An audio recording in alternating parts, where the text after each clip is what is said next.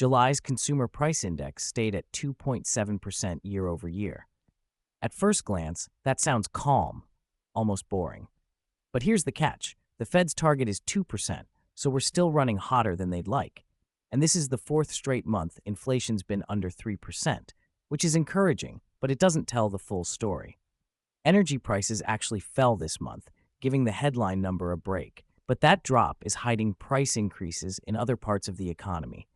That's why looking only at the headline CPI is like judging a movie by its trailer. You might miss the real plot. So, let's dig deeper. When we talk about core CPI, we strip out food and energy, two categories that bounce around a lot, so we can see the underlying trend. In July, core inflation rose to 3.1%, the first uptick in 3 months. What pushed it higher? Healthcare costs climbed 0.5% from June, airfare prices jumped 1.8%, and dental services rose 0.9%.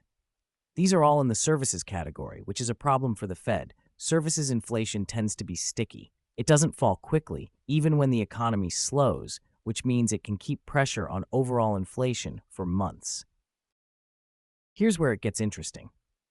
Services inflation is like a campfire that looks dark but still glows underneath.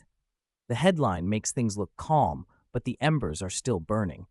The Fed watches something called Supercore inflation, services excluding housing, because it shows the real heat left in the economy.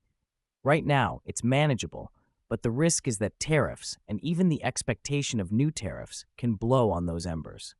We saw this before, in late 2021, when inflation looked like it was cooling, only for services to reignite it. That's why the Fed is careful not to declare victory too soon. Markets are betting the Fed will cut in September. The CME FedWatch tool puts the odds above 96% for at least a quarter-point move. Weak job growth, just 73,000 last month, makes that case stronger. But here's the catch. Tariffs could complicate things. If businesses and consumers expect higher import costs, it can keep inflation sticky even as the economy slows.